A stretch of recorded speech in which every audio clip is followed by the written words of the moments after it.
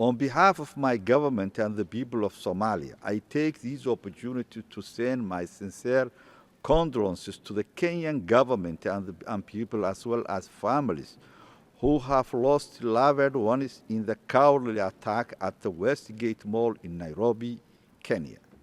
The terror attack on September 21st spared no one, and those responsible must be held accountable.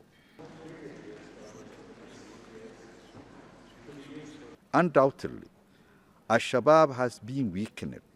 However, climates like that of this week reminds us that we are still have a difficult journey ahead of us.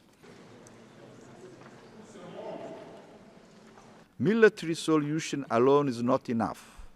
Promotion of rule of law, greater regional cooperation, economic stability, and provision of public services are all key factors that complement the military efforts.